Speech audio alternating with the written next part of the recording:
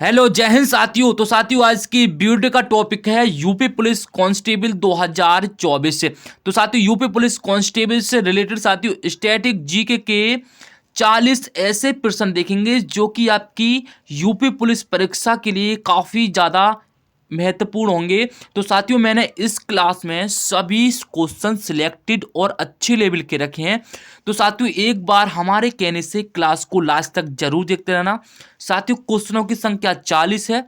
क्वेश्चनों की संख्या 40 है और 40 में से साथियों आप 40 क्वेश्चनों का मॉक टेस्ट लगाइए कि आपने 40 क्वेश्चनों में से आपने कितने क्वेश्चन का आंसर बिल्कुल सही दिया है। तो साथियों आपकी जो तैयारी है ना उससे इससे क्या होगा, आपकी तैयारी जो है इंप्रूव हो जाएगी कि हाँ साथियों हमारी तैयारी सही चल रही है। तो साथियों एक बार से क्लास को हमारे कहने से लास्ट तक जरूर देखना। और साथियों जो 25वां प्रैक्टिस सेट है, बाकी का प्रैक्टिस सेट अगर आपको देखने हैं साथियों तो चैनल पर एक खाकी वर्दी नाम से प्लेलिस्ट बना रखी है साथी, उसको जाके जरूर देख लेना साथी। उसमें सभी क्लास इंपॉर्टेंट और उनमें जो भी क्वेश्चन रखे गए साथियों सभी सिलेक्टेड रखे हैं। तो जाके एक बार उनको जरूर देखना साथियों। खाकी वर्दी नाम से सीरीज चल रही है जीके जीएस साथियों, सभी उसमें मिक्स हैं। वाकई इसको जाके जरूर देखना, सभी क्लास अच्छी लेवल की रखी गई हैं। तो चलिए साथियों आज की क्लास को स्टार्ट करते हैं फर्स्ट क्वेश्चन के साथ। साथियों फर्स्ट क्वेश्चन पढ़ने से पहले आप हमारे चैनल पर पहली बार आए हो तो चैनल को सब्सक्राइब करके वीडियो को लाइक जरूर कर देना और साथ में बेल नोटिफिकेशन को ऑल पे कर देना ताकि आपको नई वीडियो की नोटिफिकेशन आपको सबसे पहले मिल सके। तो चलिए साथियों आज की क्लास का फर्स्ट क्वेश्चन आपकी स्क्रीन पर है। रिकेटस बीमारी किसके अभाव से होती है? रिकेटस बीमारी किसके अभाव से होती है साथियों बताइए। चार ऑप्शन दिए गए हैं, विटामिन ए की कमी से, विटामिन बी की कमी से, विटामिन सी की कमी से या फिर विटामिन डी की कमी से। रिकेटस बीमारी किसके अभाव से होती है? तो सर जी ये विटामिन डी के अभाव से होती है, आपको ध्यान रखना है। अब साथियों विटामिन ए से क्या होता है? विटामिन ए से साथियों आपका जो होता है वो आपका रतौंधी होता है। क्या? विटामिन ए की कमी से आपका जो है रतौंधी होता है। विटामिन बी की कमी से आपका क्या होता है? बेरी बेरी होता है। क्या? बेरी बेरी होता है। विटामिन सी की कमी से आपका स्कर्वी रोग होता है। क्या सर जी? स्कर्वी रोग होता है। तो साथियों चारों विटामिन की मैंने पूरी डिटेल बता दी। आप उम्मीद है कि आप साथियों भूले नहीं होंगे और आपने इस क्वेश्चन का आंसर बिल्कुल सही दिया होगा, ऑप्शन डी। अगला क्वेश्चन देखते हैं। कंप्यूटर का वह भाग जो प्रोग्राम डिजाइन करता है, लिखता है और मेंटेन करता है क्या कहलाता है साथियों बताइए एक बार इस क्वेश्चन का सही जवाब। चार ऑप्शन दिए गए हैं, क्वेश्चन अच्छे लेवल का है। कंप्यूटर का वह भाग जो प्रोग्राम डिजाइन करता है, लिखता है और मेंटेन करता है क्या कहलाता है साथियों? तो क्या कहलाता है? तो सर जी ये कहलाता है आपका क्या क्या कहलाता है? प्रोग्रामर। क्या? प्रोग्रामर कहलाता है। Option C is the correct answer साथियों, option is C is the correct answer. अगला क्वेश्चन देखते हैं। प्रधानमंत्री नरेंद्र मोदी ने पानीपत से किस अभियान को प्रारंभ किया था वो बताइए साथियों। आपने ये क्वेश्चन पहले पढ़ा है या नहीं, एक बार कमेंट में जरूर अपनी राय बताना। इस क्वेश्चन का आंसर बताइए साथियों क्या होगा। प्रधानमंत्री नरेंद्र मोदी ने पानीपत से किस अभियान को प्रारंभ किया था वो बताइए साथियों, कौन सा अभियान प्रारंभ किया था? सामाजिक समरसता, बेटी बचाओ बेटी पढ़ाओ, जनजाति जागरण या फिर युवा जागरण। तो साथियों कौन सा अभियान प्रारंभ किया था? तो इसका सही आंसर है ऑप्शन बी। क्या साथियों? ऑप्शन बी, बेटी बचाओ और बेटी पढ़ाओ साथियों। प्रधानमंत्री नरेंद्र मोदी ने पानीपत से इस अभियान को शुरू किया था, बेटी बचाओ और बेटी पढ़ाओ। तीसरे का बी बिल्कुल सही आंसर है। अगला क्वेश्चन देखते हैं। अंतरिक्ष यात्री को अंतरिक्ष से आकाश कैसा दिखता है बताइए साथियों। अंतरिक्ष यात्री को अंतरिक्ष से आकाश कैसा दिखता है? नीला, काला, बैगनी या फिर लाल साथियों। ऑप्शन अच्छे लेवल के हैं, क्वेश्चन भी अच्छी लेवल का है। बताइए साथियों उसका सही आंसर क्या होगा। अंतरिक्ष यात्री को अंतरिक्ष से आकाश ऐसा दिखाई देता है बताइए साथियों। तो सर जी कैसा? काला दिखाई देता है। क्या? काला दिखाई देता है साथियों। आप कहीं ब्लू मत लगा देना, ब्लू आपका जो है साथियों वो कहाँ से दिखता है? पृथ्वी से, यानी कि जहाँ से आप नीचे खड़े हो, कहीं से भी खड़े को देखोगे साथियों दिन में तो आपको वो नीला दिखाई देगा, यानी कि आपको पृथ्वी से जो आकाश है वो नीला दिखाई देगा, और अंतरिक्ष यात्री को जो आसमान दिखाई देगा वो साथियों काला दिखाई देगा। उसे क्या दिखाई देगा? काला दिखाई देगा। अगला क्वेश्चन देखते हैं, क्रायोजेनिक्स का मतलब क्या है? बताइए साथियों, क्रायोजेनिक्स का मतलब क्या है? क्रायोजेनिक्स का मतलब क्या है? 5वां प्रश्न बताइए साथियों, क्या है इसका सही आंसर? साथियों बताइए क्या है इसका सही आंसर? तो साथियों 5 में का ऑप्शन ए बिल्कुल सही आप जवाब है साथियों। बहुत निम्न तापमान का अध्ययन साथियों इसका मतलब होता है क्या? बहुत निम्न तापमान का अध्ययन साथियों क्रायोजेनिक्स का मतलब होता है। ऑप्शन ए बिल्कुल सही जवाब है साथियों। साथियों आपको इसके बारे में कुछ और भी बताते हैं। क्रायोजेनिक्स विज्ञान की वह शाखा है जिसके अंतर्गत अत्यंत निम्न ताप पर अध्ययन किया जाता है। भारत में क्रायोजेनिक्स इंजन का भी निर्माण किया जा रहा है। क्या साथियों? भारत में क्रायोजेनिक्स इंजन का भी निर्माण किया जा रहा है, जो साथियों किसमें प्रयोग होगा? जो साथियों GSLV, क्या GSLV यानों में प्रयुक्त किया जाएगा। यानी कि साथियों जो भी साथियों अंतरिक्ष में जो आपके यान जाते हैं साथियों उनमें ये प्रयोग होगा क्रायोजेनिक्स। इसका भी एक इंजन बनाया जा रहा है। अगला क्वेश्चन देखते हैं, वनस्पति के द्वारा शोषण किया गया अतिरिक्त जल ज्यादातर इसके द्वारा हवा में विलीन होता है। वो बताइए साथियों, पत्ते की ऊपरी सतह पर, पत्ते की निचली सतह पर, या फिर फूलों की फफूंदी पर, या फिर डी तना पर। वो बताइए साथियों इस प्रश्न का सही जवाब क्या होगा? वनस्पति के द्वारा शोषण किया गया अतिरिक्त जल ज्यादातर इसके द्वारा हवा में विलीन होता है।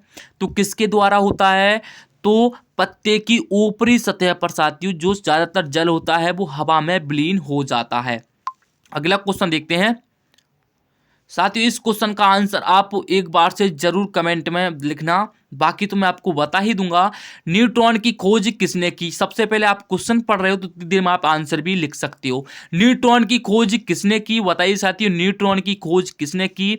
चैडविक ने, रदरफोर्ड ने, बोहर ने, या फिर न्यूटन ने? वो बताइए साथियों, जो न्यूट्रॉन की खोज है वो किसने किया है? एक बार से सभी भाई लोग इसका कमेंट में आंसर लिखेंगे। आपका गलत आंसर जाता है तो आप मेरे आंसर से मैच कर लेना। वो बताइए साथियों, न्यूट्रॉन की खोज किसने की? तो किसने की थी? तो सही आंसर है इसका, सही आंसर है चैडविक। क्या? चैडविक ने साथियों न्यूट्रॉन की खोज की थी। ऑप्शन ए बिल्कुल करेक्ट आंसर हो जाएगा इस प्रश्न का। चैडविक, क्या चैडविक बिल्कुल करेक्ट आंसर है 7वें प्रश्न का। अब आपको साथियों इसकी खोज बताते हैं। जो साथियों न्यूट्रॉन की खोज हुई थी वो वर्ष 1932 ईस्वी में हुई थी। क्या? न्यूट्रॉन की जो खोज हुई थी वो 1932 में हुई थी। और किसने की थी? तो चैडविक ने की थी। आपको ध्यान रखना है साथियों। अगला क्वेश्चन देखते हैं, सौर परिवार में निम्न में से कौन सा ग्रह सूर्य से अधिकतम दूरी पर है? बताइए साथियों, सौर परिवार में निम्न में से कौन सा ग्रह सूर्य से अधिकतम दूरी पर है? यूरेनस, शनि, वरुण, गुरु। बताइए साथियों कौन सा ग्रह सूर्य से अधिकतम दूरी पर है? बताइए एक बार इसका सही आंसर। तो सर जी सही आंसर हो जाएगा वरुण। वरुण बिल्कुल करेक्ट आंसर हो जाएगा इसका।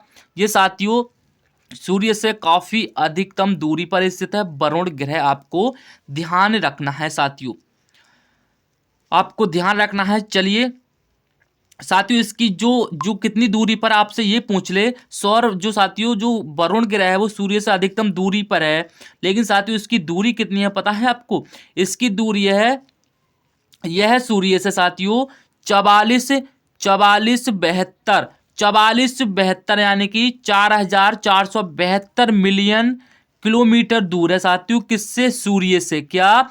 सूर्य से साथियों आपसे पूछे वरुण ग्रह सूर्य से कितनी दूरी पर है, तो आपको बताना है सर जी 4472 मिलियन किलोमीटर दूर स्थित है वरुण ग्रह सूर्य से। आपको ध्यान रखना है साथियों, यह सूर्य की परिक्रमा 165 वर्ष में करता है साथियों। यह सूर्य की एक परिक्रमा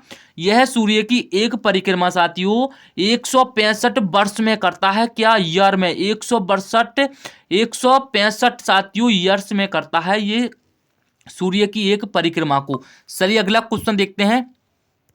गतिमान एक्सप्रेस एक ऐसी यानी गतिमान एक्सप्रेस एक सेमी हवाई स्पीड ट्रेन है जो नई दिल्ली और आगरा के बीच अधिकतम डैश किलोमीटर प्रति घंटे की गति से चलती है। बताइए साथियों, गतिमान एक्सप्रेस एक सेमी हवाई स्पीड ट्रेन है साथियों जो दिल्ली और आगरा के बीच चलती है, लेकिन इसकी स्पीड बतानी है आपको कितनी स्पीड से चलती है। क्वेश्चन का लेवल अच्छे लेवल का क्वेश्चन है साथियों। इस प्रश्न का सही जवाब बताइए क्या होगा, कितनी स्पीड से चलती है साथियों। एक बार से इस क्वेश्चन का सही आंसर लिखेंगे सभी भाई लोग।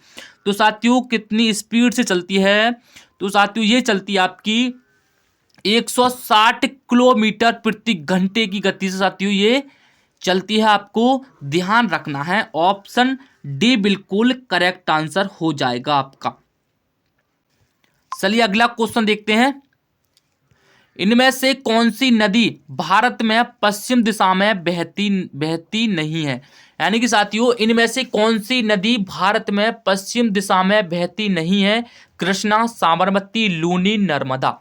बताइए साथियों क्या होगा सही आंसर। चार ऑप्शन स्क्रीन पर हैं, वो बताइए साथियों इसका सही आंसर क्या होगा। तो सही आंसर हो जाएगा कृष्णा नदी। ऑप्शन ए बिल्कुल करेक्ट आंसर है साथियों। यह नदी साथियों भारत में पश्चिम दिशा में नहीं बहती है। कृष्णा नदी को आपको ध्यान रखना है। चलिए अगला क्वेश्चन देखते हैं। उत्तर प्रदेश की भौगोलिक सीमा सर्वाधिक राज्यों को स्पर्श करती है। ठीक है, उत्तर प्रदेश की भौगोलिक सीमा सर्वाधिक राज्यों को स्पर्श करती है। निम्नलिखित में से कौन सा राज्य इनमें शामिल नहीं है। बताइए साथियों निम्नलिखित में से कौन सा राज्य इनमें से शामिल नहीं है। यूपी जीके का क्वेश्चन है साथियों। आपने यूपी जीके नहीं पढ़ा है तो उसकी भी क्लास साथियों आपको 1 से 2 दिन में स्टार्ट करवा दी जाएगी। चलिए साथियों इसका सही आंसर बताइए क्या होगा। इसका सही आंसर क्या होगा, तो क्या होगा साथियों इसका सही आंसर है ऑप्शन, क्या होगा साथियों बताइए क्या होगा इस प्रश्न का सही आंसर। तो इसका सही आंसर हो जाएगा ऑप्शन बी, क्या उड़ीसा। उड़ीसा बिल्कुल सही आंसर हो जाएगा साथियों। उत्तर प्रदेश की भौगोलिक सीमा सर्वाधिक राज्यों को स्पर्श करती है, लेकिन उड़ीसा राज्य को स्पर्श नहीं करती है। आपको ध्यान रखना है। चलिए अगला क्वेश्चन देखते हैं। डैश झील भारत की सबसे बड़े यानी कि डैश झील भारत की सबसे बड़ी खारे पानी की झील है। यह भारत की सबसे बड़ी झील भी है। बताइए साथियों सबसे बड़ी भारत यानी कि डैश झील भारत की सबसे बड़ी खारे पानी की झील है। यह भारत की सबसे बड़ी झील भी है। बताइए साथियों कौन सी झील है, खारे पानी की झील कौन सी है और भारत की सबसे बड़ी भी झील है। आपको बताना है इस क्वेश्चन का बिल्कुल सही जवाब क्या होगा। डल झील, चिल्का झील, बूलर झील, डिडवाना झील। बताइए साथियों कौन सा होगा इसका सही आंसर। बताइए एक बार इसका सही आंसर क्या होगा। तो इसका सही आंसर हो जाएगा, इसका सही आंसर हो जाएगा चिल्का झील। क्या चिल्का झील बिल्कुल सही आंसर है इसका। चिल्का झील साथियों, ये चिल्का झील साथियों सबसे बड़े खारे पानी की झील है और ये भारत की सबसे बड़ी भी झील है साथियों। चिल्का झील कहाँ पर है, तो उड़ीसा के समुद्री में, क्या उड़ीसा में साथियों ये स्थित है। क्या उड़ीसा में ये स्थित है, आपको ध्यान रखना है। उड़ीसा में राज्य में ये स्थित है, आपको ध्यान रखना है। अगर आपको साथियों इसकी ऊंचाई और चौड़ाई पूछ लें, यानी कि लंबाई और चौड़ाई पूछ ले तो साथियों इसकी चौड़ाई होती है, इसकी जो लंबी होती है वो 70 किलोमीटर लंबी तथा 30 किलोमीटर चौड़ी होती है। क्या 30 किलोमीटर चौड़ी और 70 किलोमीटर लंबी साथियों ये नदी है। अगला क्वेश्चन देखते हैं। डैश मिट्टी भारत में सर्वाधिक मात्रा में पाई जाती है। डैश मिट्टी भारत में सर्वाधिक मात्रा में पाई जाती है। लाल मिट्टी, काली मिट्टी, जलोढ़ मिट्टी, लेटराइट मिट्टी। वो बताइए साथियों खाली स्थान पर कौन सा आंसर सही भरा जाएगा। वो बताइए इसका सही आंसर क्या होगा साथियों। डैश मिट्टी भारत में सर्वाधिक मात्रा में पाई जाती है। तो कौन सी मिट्टी भारत में सर्वाधिक मात्रा में पाई जाती है, तो ये पाई जाती है आपकी काली मिट्टी। क्या काली मिट्टी साथियों सबसे ज्यादा भारत में पाई जाती है। अगला क्वेश्चन देखते हैं, भारत के संविधान की डैश अनुसूची में असम, मेघालय, त्रिपुरा और मिजोरम राज्यों में जनजातीय क्षेत्रों के प्रशासन के संबंध में प्रावधान है। वो बताइए साथियों, भारत की कौन सी अनुसूची में, यानी कि कौन सी अनुसूची में असम, मेघालय, त्रिपुरा और मिजोरम राज्यों में जनजातीय क्षेत्रों के प्रशासन के संबंध में प्रावधान है। 5वीं अनुसूची में, 5वीं अनुसूची में, 10वीं अनुसूची में, 6ठी अनुसूची में, 4थी अनुसूची में। वो बताइए साथियों कौन सी अनुसूची में है। तो कौन सी में हो जाएगी साथियों, तो ये हो जाएगी आपकी, कि यह हो जाएगी 14वें प्रश्न का ऑप्शन सी बिल्कुल करेक्ट आंसर है। क्या? ऑप्शन सी, 6ठी अनुसूची में साथियों। 6ठी अनुसूची में, भारत के संविधान की 6ठी अनुसूची में असम, मेघालय, त्रिपुरा और मिजोरम राज्यों में जनजातीय क्षेत्रों के प्रशासन के संबंध में प्रावधान है साथियों। यह साथियों 73वें संविधान, यानी कि 73वें संविधान संशोधन अधिनियम 1992, क्या 1992 साथियों, एक बार से मेरा जो बता रहा हूं एक बार उसको सुन लो। 73वें संविधान संशोधन अधिनियम 1992 के तहत भारत के संविधान में नया खंड एक्साइज जोड़ा गया। इसे पंचायत नाम से उल्लिखित किया गया और अनुच्छेद 243 से 243 ओ तक साथियों, 243 ओ तक प्रावधान में सम्मिलित की गई। इस अधिनियम ने संविधान में एक नई 11वीं अनुसूची भी जोड़ दी थी। किसने साथियों? इस अनुसूची यानी 6ठी अनुसूची जुड़ी थी साथियों, तभी आपकी इसमें 11वीं अनुसूची भी जुड़ी थी 243 के बाद। 243 के बाद साथियों 11वीं अनुसूची भी जुड़ी थी। अगला क्वेश्चन देखते हैं, 73वें संविधान संशोधन 1992 के द्वारा भारतीय संविधान में डैश शीर्षक से एक परिच्छेद एक्साइज जोड़ा गया, जो अनुच्छेद 243 से 243 ओ के प्रावधान कवर करता है। साथियों मैंने अभी आपको बताया पूरा पॉइंट, यही पॉइंट था पूरा। तो बताइए साथियों इसका सही आंसर क्या होगा? क्या होगा इसका सही आंसर? तो मैंने अभी आपको बताया साथियों, क्या बताया, एक बार से रिपीट कर रहा हूं साथियों, एक बार से रिपीट कर रहा हूं। 73वें संविधान संशोधन 1992 के द्वारा भारतीय संविधान में डैश शीर्षक से एक परिच्छेद एक्साइज जोड़ा गया, जो अनुच्छेद 243 से 243 ओ के प्रावधान पर कवर करता है। तो कौन सा साथियों, कौन सा संविधान में कौन सा शीर्ष कौन सा जोड़ा गया था? अल्पसंख्यक, न्यायपालिका, पंचायत सदन। तो इसका सही आंसर हो जाएगा ऑप्शन सी, पंचायत साथियों। पंचायत शीर्षक यानी कि पंचायत को जोड़ा गया था। Option C is the correct answer. अगला क्वेश्चन देखते हैं, भारत के संविधान का कौन सा अनुच्छेद राष्ट्रीय महत्व के स्मारकों, स्थानों और वस्तुओं की सुरक्षा से संबंधित है? वो बताइए साथियों कौन सा अनुच्छेद हो जाएगा? तो साथियों 16वें प्रश्न का बताइए साथियों सही आंसर क्या है? तो 16वें का साथियों सी बिल्कुल करेक्ट आंसर है। अनुच्छेद 49 साथियों, अनुच्छेद 49 राष्ट्रीय महत्व के स्मारकों और स्थानों और वस्तुओं की सुरक्षा से संबंधित है। अनुच्छेद 49। अगला क्वेश्चन देखते हैं, भारत का संविधान संविधान सभा द्वारा डैश में अपनाया गया था और 26 जनवरी 1950 को लागू हुआ था। वो बताइए साथियों भारत का संविधान है, संविधान सभा द्वारा कब अपनाया गया था? आपसे यही पूछा है खाली, और आगे तो आपको आगे की चीज वो बता दी है इसमें। वो बताइए साथियों भारत का संविधान है वो संविधान सभा द्वारा कब अपनाया गया था? 17 का साथियों बताइए सही आंसर क्या है? तो साथियों 17 का सी बिल्कुल सही आंसर है। 26 नवंबर 1949 ईस्वी को साथियों संविधान सभा द्वारा इसको अपनाया गया था। Option C is the correct answer. अगला क्वेश्चन देखते हैं, उत्तर प्रदेश के डैश में बुद्ध ने अपना पहला उपदेश दिया और अपने कार्यविधि की नींव रखी। बताइए साथियों कहां पर रखी? उत्तर प्रदेश के डैश में बुद्ध ने अपना पहला उपदेश दिया और अपने कार्यविधि की नींव रखी थी। कुशीनगर में, संकिसा में, सारनाथ में, श्रावस्ती में।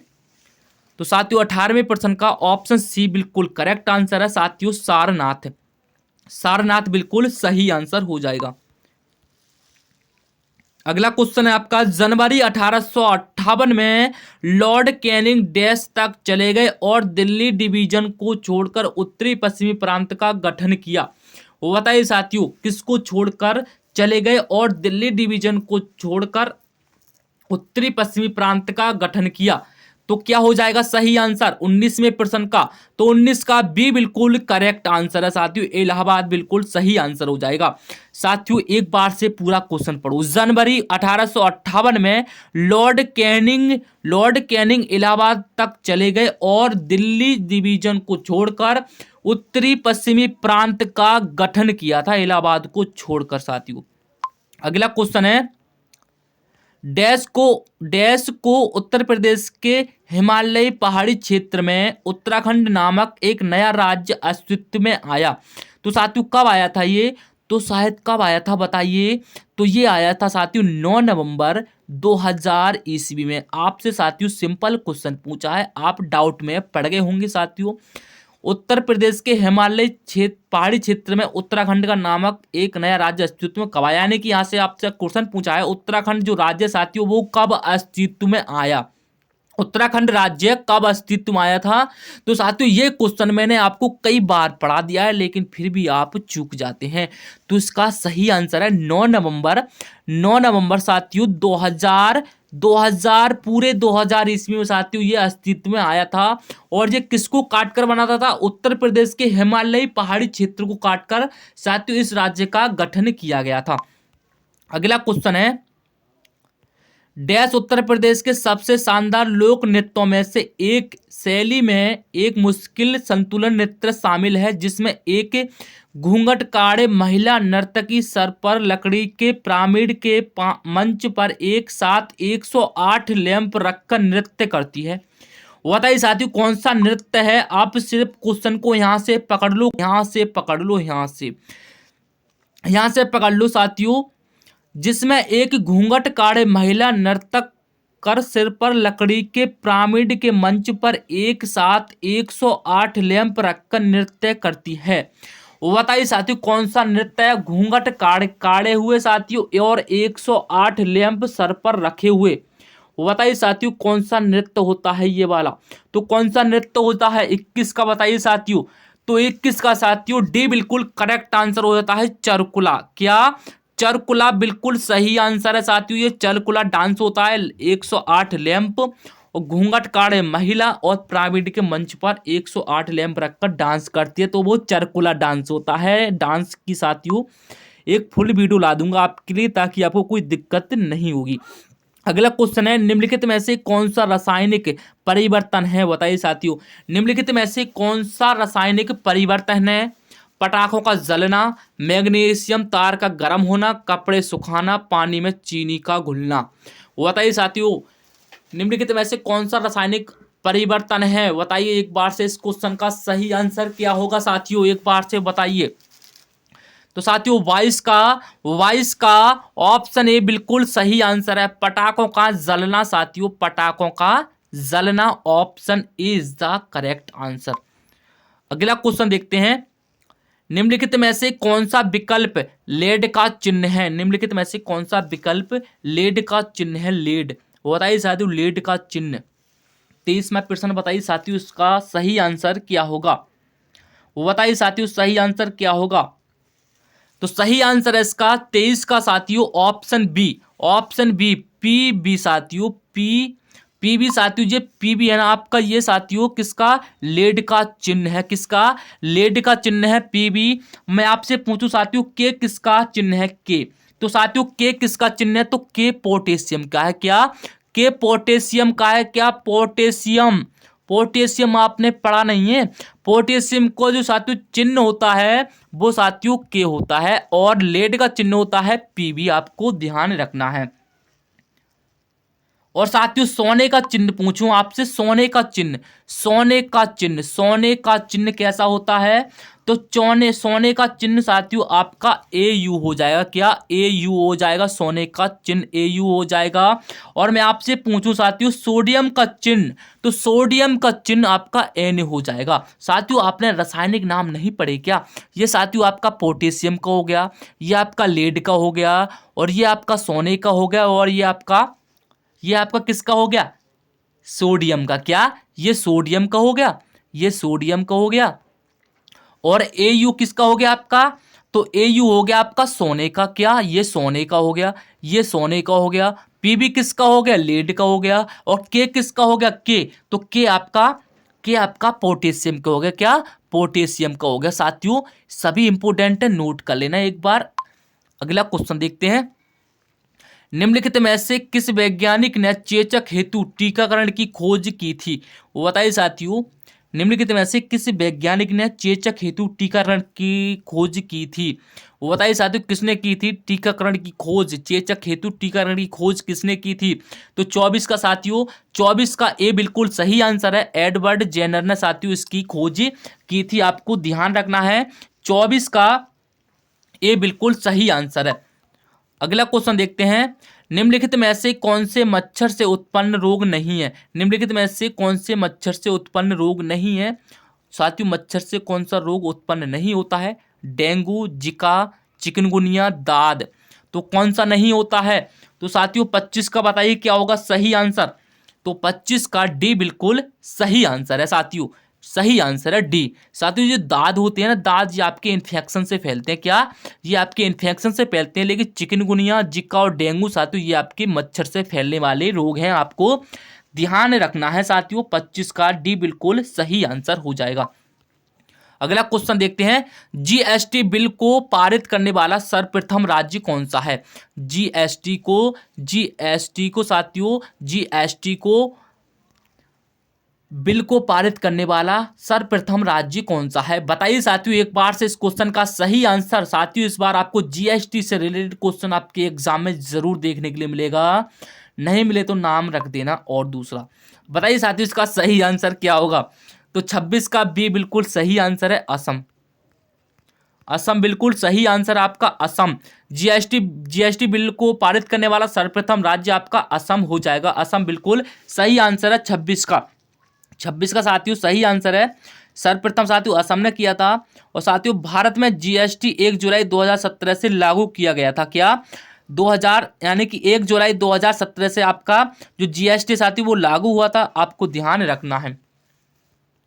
अगला क्वेश्चन देखते हैं, वो विश्व ओजोन दिवस कब मनाया जाता है, विश्व ओजोन दिवस कब मनाया जाता है, बताइए साथियों विश्व ओजोन दिवस कब मनाया जाता है। एक बार से 16 सितंबर को, 20 सितंबर को, 10 सितंबर को, या फिर डी नॉन ऑफ दीज। बताइए साथियों आपका आंसर कौन से ऑप्शन के साथ ही जाएगा। 27 का सही आंसर बताइए क्या होगा साथियों। 27 का क्वेश्चन का सही आंसर बताएंगे सभी भाई लोग। तो 27 का ए बिल्कुल सही आंसर है, क्या 16 सितंबर को, क्या विश्व ओजोन दिवस आपका 16 सितंबर को मनाया जाता है। ऑप्शन ए बिल्कुल सही आंसर है। अगला क्वेश्चन देखते हैं, आयरलैंड की राजधानी और मुद्रा का नाम बताइए। आयरलैंड की राजधानी भी बतानी है, मुद्रा का नाम भी बताना है, ढूंढ लो कौन सा ऑप्शन है आपका। तो कौन सा हो जाएगा, 28 का कौन सा हो जाएगा, तो सी सही हो जाएगा, क्या सी सही हो जाएगा। आयरलैंड की राजधानी डलबिन हो जाएगी और यहाँ की जो मुद्रा है वो यूरो हो जाएगी। अगला क्वेश्चन देखते हैं, भारत की संचित निधि से निधि निकालने के लिए निम्नलिखित में से किसका अनुमोदन अनिवार्य है, बताइए इसका साथियों किसका अनुमोदन अनिवार्य होता है। तो साथियों 29वां प्रश्न आपकी स्क्रीन पर है, तो 29 का बी आंसर हो जाएगा, क्या बी आंसर हो जाएगा, भारत की संसद अनिवार्य है साथियों। अगला क्वेश्चन देखते हैं, राज्य विधानसभा में कोई भी धन विधेयक पुनः स्थापित नहीं किया जा सकता बगैर किसके, संसद की संतुष्टि से, या फिर राज्य के राज्यपाल की संतुष्टि से, या फिर सी भारत के राष्ट्रपति की संतुष्टि से, या फिर डी मंत्रियों की निवेश समिति की संतुष्टि से। बताइए साथियों एक बार सही आंसर क्या होगा। ये संतुष्टि साथियों काफी ज्यादा कंफ्यूज कर रही है, तो इसका सही आंसर हो जाएगा 30वें प्रश्न का, 30 का साथियों ऑप्शन बी बिल्कुल सही आंसर है। ऑप्शन बी पहले से ही आपको चिन्ह लगा दिया है, आप समझे नहीं तो मैं क्या करूं। राज्य के राज्यपाल की संतुष्टि के बगैर साथियों कोई भी धन विधेयक पुनः स्थापित नहीं किया जा सकता। अगला क्वेश्चन देखते हैं, स्टेट बैंक ऑफ इंडिया का राष्ट्रीयकरण कब किया गया था, वो बताइए साथियों स्टेट ऑफ इंडिया का राष्ट्रीयकरण कब किया गया था। एक बार से इस क्वेश्चन का सही आंसर बताएंगे, इस क्वेश्चन का सही आंसर बताएंगे तो 31 का साथियों ऑप्शन सी बिल्कुल सही आंसर हो जाएगा। ऑप्शन सी 31 का ऑप्शन सी साथियों, ऑप्शन सी 1 जुलाई 1955, 1 जुलाई 1955 ईस्वी को साथियों स्टेट बैंक ऑफ इंडिया का राष्ट्रीयकरण हुआ था, 1 जुलाई 1955 को। आपको बता दें साथियों, वर्तमान में state bank of India Asia का सबसे बड़ा बैंक है साथियों। जो स्टेट बैंक ऑफ इंडिया है साथियों, ये वर्तमान में एशिया का सबसे बड़ा बैंक है, आपको ध्यान रखना है। और साथियों आपको ध्यान रखना है, सबसे बड़ा बैंक है। इसके वर्तमान अध्यक्ष पूछे, यानी कि स्टेट बैंक ऑफ इंडिया के अध्यक्ष पूछे, तो आपके क्या हो जाएंगे, श्री रजनीश कुमार हो जाएंगे। क्या? श्री रजनीश कुमार, श्री रजनीश कुमार, क्या? श्री रजनीश कुमार हो जाएंगे इसके वर्तमान अध्यक्ष। अगला क्वेश्चन देखते हैं। एक उच्च न्यायालय का न्यायाधीश अपना त्यागपत्र संबोधित करता है राष्ट्रपति को, भारत के मुख्य न्यायाधीश को, उसके राज्य के उच्च न्यायालय के मुख्य न्यायाधीश को, या फिर डी राज्य के राज्यपाल को। तो बताइए साथियों 32 का सही आंसर क्या होगा। तो 32 का बताइए साथियों क्या है सही आंसर। एक बार से 32 का सही आंसर बताएंगे सभी भाई। तो 32 का बताइए साथियों क्या होगा सही आंसर। ए बिल्कुल सही आंसर हो जाएगा। क्या? ए बिल्कुल सही आंसर है। अगला क्वेश्चन देखते हैं। आजाद हिंद फौज के अधिकारियों के लाल किले में चल रहे मुकदमे में उनके पक्ष में निम्नलिखित में से किसने वकालत की थी। वो बताइए साथियों, वेरी इंपॉर्टेंट क्वेश्चन आपकी स्क्रीन पर है। आजाद हिंद फौज के अधिकारियों के लाल किले में चल रहे मुकदमे में उनके पक्ष में निम्नलिखित में से किसने वकालत की थी। CR दास ने, मोतीलाल नेहरू ने, M.A. जिन्ना ने, या फिर डी सर टी.वी. समूह ने। तो किसने की थी। 33वां प्रश्न का सही आंसर बताइए क्या होगा। तो साथियों 33 का एक बार डी बिल्कुल सही आंसर हो जाएगा। क्या? डी बिल्कुल सही आंसर हो जाएगा 33 का। Sir TV. समूह ने साथियों उनकी वकालत की थी। चलिए साथियों ऑप्शन डी बिल्कुल आपका सही आंसर हो जाता है।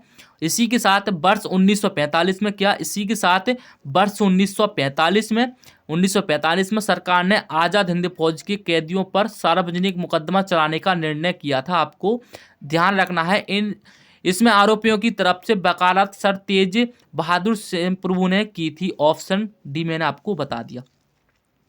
1945 की बात है साथियों, ध्यान रखना है आपको। अगला क्वेश्चन है, मध्यकालीन भारत के मुगल शासक वस्तुतः कौन थे।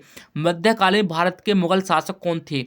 34 का बिल्कुल सही आंसर बताइए क्या होगा। तो 34 का सी बिल्कुल सही आंसर है साथियों। चगुतई तुर्क साथियों बिल्कुल सही आंसर है। अगला क्वेश्चन देखते हैं। प्रधानमंत्री नरेंद्र मोदी द्वारा उद्घाटन किए गए one earth one health advantage health care India 2023 के 6वें संस्करण की थीम क्या है। साथियों थीम पूछा है आपसे, तो थीम काफ़ी ज़्यादा इंपॉर्टेंट होती है। 35 का सही आंसर बताइए क्या होगा। तो 35 का डी बिल्कुल सही जवाब है। 35 का डी बिल्कुल सही जवाब है।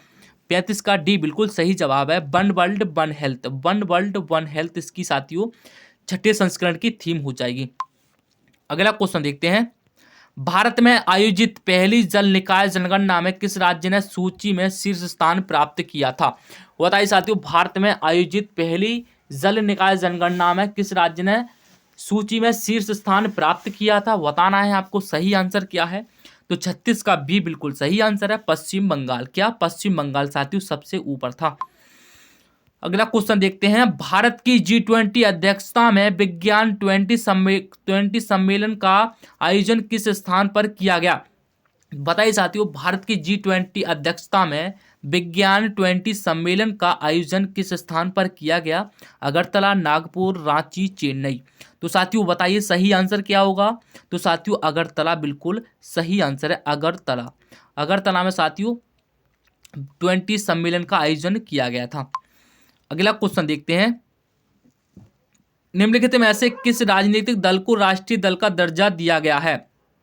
बताइए साथियों, निम्नलिखित में से किस राजनीतिक दल को राष्ट्रीय दल का दर्जा प्राप्त दिया गया है।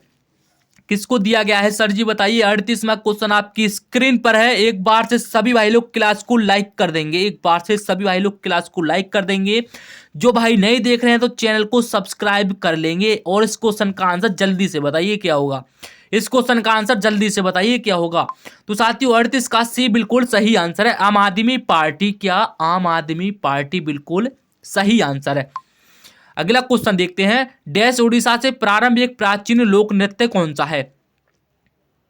डैश उड़ीसा से प्रारंभ एक प्राचीन लोक नृत्य कौन सा है। बिल्कुल सही आंसर और बिल्कुल सटीक जवाब बताइए क्या होगा इसका। उड़ीसा के आपको लोक नृत्य पता है क्या। उड़ीसा के लोक नृत्य पता है। तो साथियों उड़ीसा का घुमरा साथियों, घुमरा उड़ीसा से प्रारंभ एक प्राचीन लोक नृत्य है, आपको ध्यान रखना है ऑप्शन डी घुमरा। अगला क्वेश्चन देखते हैं, केंद्रीय विश्वविद्यालय बाबा साहेब भीमराव अंबेडकर विश्वविद्यालय विद्या विहार किस शहर में स्थित है? साथियों आपको शहर बताना है किस शहर में स्थित है। केंद्रीय विश्वविद्यालय बाबा साहेब भीमराव अंबेडकर विश्वविद्यालय विद्या विहार किस शहर में स्थित है? किस शहर में स्थित है? किस शहर में स्थित है बताइए। नहीं पता? नहीं पता क्या? तो 40 का सही आंसर क्या है? लखनऊ। क्या? लखनऊ। लखनऊ साथियों बिल्कुल सही आंसर हो जाएगा। लखनऊ 40 का बिल्कुल सही आंसर हो जाएगा। 40 का डी बिल्कुल सही आंसर है। तो साथियों आपने इसमें से 40 क्वेश्चन पढ़े। 40 क्वेश्चन आपकी क्लास का ये लास्ट क्वेश्चन था, मैं भूल गया बताना। तो 40 क्वेश्चन में से आपने कितने क्वेश्चन ठीक किए? अगर आप 38 या फिर 39 का स्कोर तय कर पा रहे हैं तो साथियों जो आपकी तैयारी है ना वो काफ़ी हद तक बहुत अच्छी हो रही है, यानी कि आपका सिलेक्शन कोई भी नहीं रोक सकता। तो साथियों 40 में से आप 39 या फिर 38 ठीक करें तो साथियों आपकी जो तैयारी है वो अच्छी लेवल की चल रही है। और साथियों ये बताओ कि आज की जो क्लास थी साथियों आपकी वो कैसी लगी? आपको आज की क्लास कैसी लगी? कमेंट में इसका सजेशन जरूर देना, कमेंट में इसका सजेशन जरूर देना। और साथ में वीडियो को लाइक भी कर देना और चैनल को सब्सक्राइब भी कर लेना। और साथियों आपने अभी तक खाकी वर्दी बैच साथियों अभी तक आपने ज्वाइन नहीं किया साथियों, बैच खाकी वर्दी बैच साथियों आपको चैनल पर बिल्कुल फ्री मिल जाएगा। प्लेलिस्ट में जाइए साथियों, वहां पर आपको प्रैक्टिस बाय प्रैक्टिस आपको मिल जाएंगे। स्टैटिक जी के जीएस से साथियों सभी अच्छी लेवल की क्लासें दी गई। उस प्रैक्टिस सेट में आज तक की साथियों 25 क्लासें हो जाएंगी। आज की क्लास को मिलाकर उसमें 25 क्लासें हो जाएंगी, जो कि साथियों आपका रिवीजन कराने में काफ़ी ज़्यादा हेल्प करेंगी। और कुछ क्वेश्चन साथियों आपके रिवीजन हो जाएंगे, कुछ क्वेश्चन आपके जो नहीं पढ़े होंगे साथियों वो भी आप उसमें देख लेंगे। तो साथियों उसको जाके जरूर देखना। बाकी साथियों आज की वीडियो कैसी लगी कमेंट में इसका जो भी साथियों अपना फीडबैक है जरूर देना। चलिए साथियों आज की क्लास को यहीं पर एंड करते हैं और मिलते हैं किसी नई क्लास के साथ। जब तक के लिए अपना ख्याल रखिए। जय हिंद, वंदे मातरम।